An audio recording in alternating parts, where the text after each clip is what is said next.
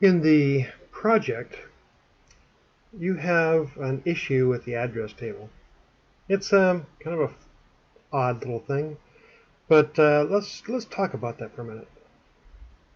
So an issue, and this is not uncommon, you have a situation where you have customers and addresses, and it turns out that one customer can have multiple addresses, and it even possible for one address to be associated with many customers.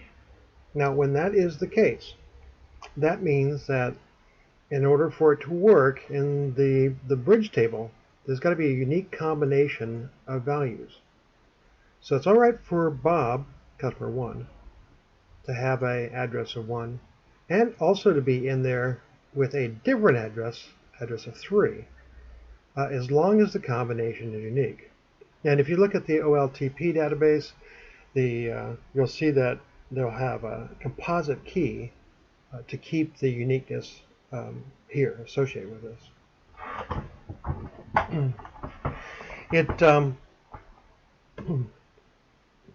It is an issue if you kind of care about this. So, I mean, if you want to change Bob's address, what you could do is you could just change this from a 1 to 3, and you are done.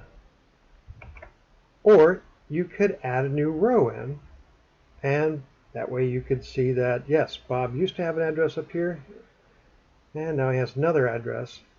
The question, I guess, in this case would be, which is the current address? Now, the update works. All you have to do is, like I said, just make an update there, but you lose the history. Now, in a level 1 class, I'm not sure I really care. So on the project, you can just leave it like this, and that'll be fine. On this project, the customer key is actually being used as, by combining customers and persons. And again, that is fine. We're going to lose the history tracking, but we just don't care. It'll make the ETL process a bit easier for everybody. So I think I want to go with that. However, the insert is probably better long term because you end up tracking the history. And this is how you would do it. You'd have to add on some slow changing dimension columns. So you may remember that in a slow changing dimension, we need a surrogate key that tracks the artificial identity of each row. You need a start date and an end date, and optionally something that indicates that it's current or not. I prefer to have this myself. I think it's easier to write your reports. But you could also just say, check to see when it's a null value and end date, and that must be the current one. So with this, it starts off with address 1, and that lasted from 2000 to 2010. But then at 2010, it switched over to address 3, and we just track that. And now that becomes the current. This one is no longer the current. Now, no matter how many changes occur with people getting new addresses, that will be tracked. It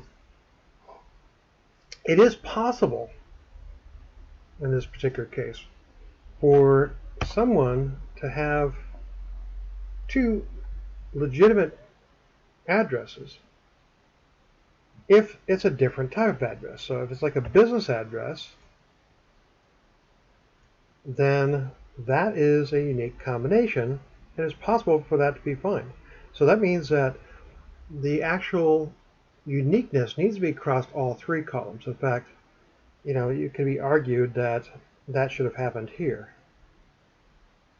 If you look at the original design of a database, you may see that they only put it on 2 columns. Certainly in the project database that we're using, that happens. But obviously, from this little demonstration, that is an issue. It should be on all 3. Now, as long as this actually would not necessitate it would necessitate a new entry if it went from a business to a home, but this would still be valid. So it'd still show up as null. It would still be current because that was a business versus a home address. So that's the issue with the fact customer's address table.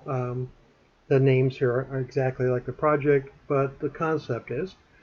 And I kept it kind of generic so I could use it in multiple different classes because it's an issue that certainly would come up on a regular basis.